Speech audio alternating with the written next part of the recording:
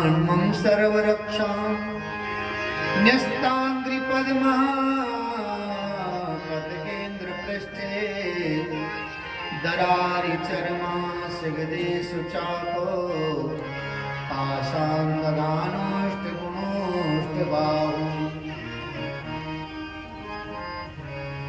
महाराज इंद्र ने नारायण कवच को धारण किया और देवताओं ने दैत्यों से युद्ध किया, विजय हो गई। दैत्य लोग फिर भग के अपने राज्य में आ गए। एक दिन विश्वरूप यज्ञ कर रहे थे और विश्वरूप यज्ञ करते समय देवताओं की नाम की आहुतियां दे रहे थे और मन ही मन दैत्यों की नाम की आहुतियां दे रहे थे। देवराज इंद्र को पता चला, इन्होंने तलवार निकाली और विश्वरूप के मस्तक को काट दिया, ब्रह्म हत्या इंद्र को। और उस ब्रह्म हत्या को इंद्र ने 4 भागों में बांटा। एक भाग वृक्ष को दिया, जो वृक्ष में जो गोंद निकलती है ना, वह ब्रह्म हत्या है। एक भाग जल को दिया, जल में जो ऊपर फेन होता है ना, वह ब्रह्म हत्या है। एक भाग पृथ्वी को दिया, जो ऊसर भूमि होती है, जहां पर कुछ नहीं जमता है, वह ब्रह्म हत्या है। और एक भाग नारी को दिया, स्त्री। इस प्रकार से 4 भागों में उस ब्रह्म हत्या को बांटा गया। ये ब्रह्म हत्या लग गई। महाराज फिर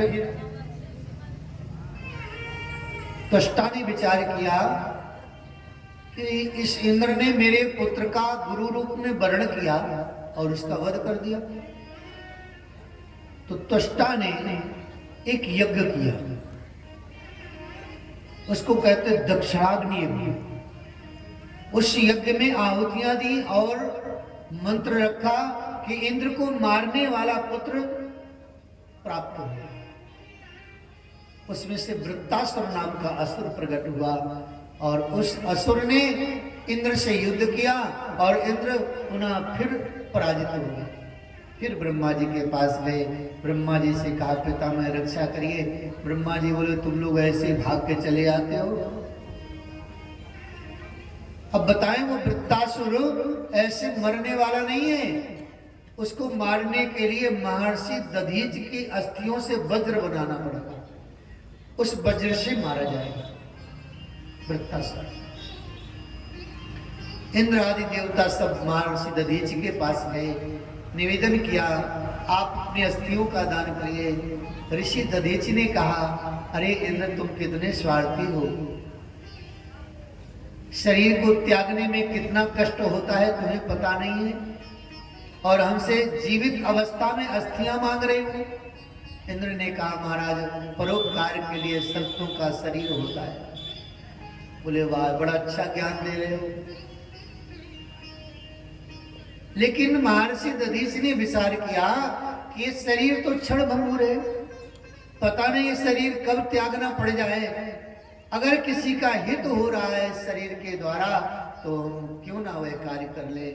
महर्षि दधीच ने अपने शरीर का दान कर दिया इंद्र को, और इंद्र ने महर्षि दधीच की अस्थियों से एक वज्र बनाया और 3 धनुष बनाए। एक अजगौ भगवान शिव जी के पास था, एक शारंग भगवान विष्णु के पास था, और एक था उसको कहते थे गांडीव।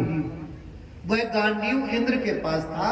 जब अर्जुन इंद्र के यहाँ गए थे ना भेंडला बन के, तो फिर वहां पर उनके कार्य से प्रसन्न होकर के इंद्र ने वह गांडीव अर्जुन को प्रदान कर दिया। ऐसे 3 धनुष बने और एक वज्र बना। उस वज्र से फिर इंद्र ने उस वृत्तासुर से युद्ध किया और संग्राम भूमि में उस वृत्तासुर ने घमासान युद्ध किया।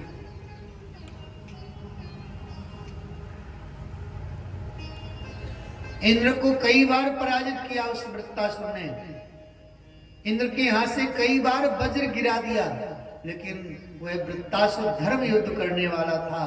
उसने कहा इंद्र तुम वज्र उठाओ और मुझसे युद्ध करो। अंत में इंद्र ने जब वज्र को अवमंत्रित करके मार छोड़ दिया, तब समझ गया वह वृत्तासुर कि अब मेरी मृत्यु निश्चित है।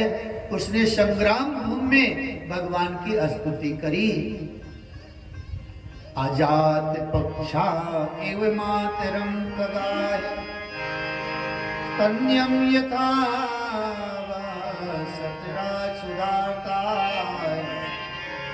प्रियं प्रियोऽभ्युषितं विषण्णा मनोरविन्दाक्ष दिद्रक्षते त्वाम्।